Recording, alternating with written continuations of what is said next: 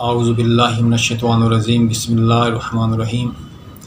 السلام علیکم ورحمۃ اللہ وبرکاتہ۔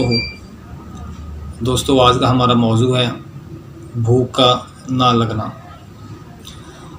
تو بھوک کا امر ایک تندرست افراد میں متعدد امور سے وابستہ ہے۔ پیٹ میں پیدا ہونے والے انجر جوسس سے لے کر ذہن کے نفسیاتی عوامل تک ہر چیز بھوک کو بڑھانے یا کم کرنے کا باعث ہو سکتی ہے۔ بھوک کو لگانے میں معدہ کے اعصاب سے لے کر دماغ کے مختلف مراکز تک اپنا اپنا کام ہوتا ہے۔ اس لیے جب کسی شخص کو بھوک نہیں لگتی تو اسے مرض کے دائرہ میں لاتے ہیں۔ اس کے بہت سارے اسباب ہیں، جن میں سے چند ایک میں بتاتا ہوں۔ مثلا ملیریا کا بخار، عام بخار، زکام، دل، جگر، گردہ اور غدود کے اکثر بیماریاں اور سوزش وغیرہ، انفلوئنزا وغیرہ کی وجہ سے بھوک نہیں لگتی۔ یعنی دل، جگر، گردہ کی بیماریاں، معدے کا کینسر، معدے کی مزمن سوزش اور ورم کی وجہ سے بھوک نہیں لگتی۔ تیزابیت سے بھی بھوک نہیں لگتی۔ خون کی کمی، خاص طور پر وٹامن بی کی کمی سے بھوک نہیں لگتی۔ وٹامن B1 کی وجہ سے قبض بھی ہو جاتی ہے۔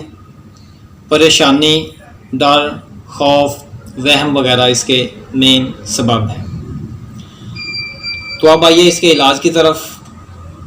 تو اس کے علاج کے لیے میں ایک نسخہ آپ کی نظر کرتا ہوں، جس میں نمک سیاہ 20 تولہ، پپیتا 20 تولہ، زنجبیل 20 تولہ، بادیان 20 تولہ، فلفل دراز 20 تولہ، فلفل سیاہ 20 تولہ، سوڈا بائی کارب 10 تولہ، انجیر 10 تولہ، زر نبات 10 تولہ، الائچی خلد 2 تولہ۔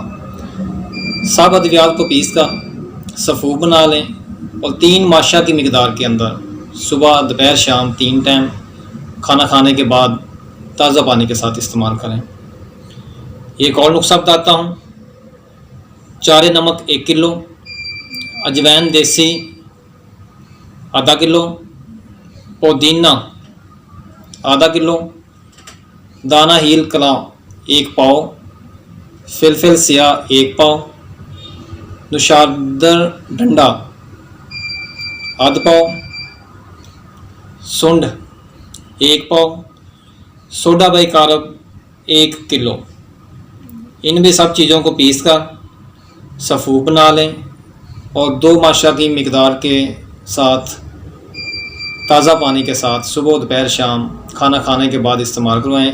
انشاءاللہ تعالیٰ ان دونوں نسخہ میں سے جو بھی نسخہ بنائیں گے اس سے تیزابیت بھی دور ہوگی اور سوزش بھی ختم ہوگی اور بھوک بھی خوب لگے گی۔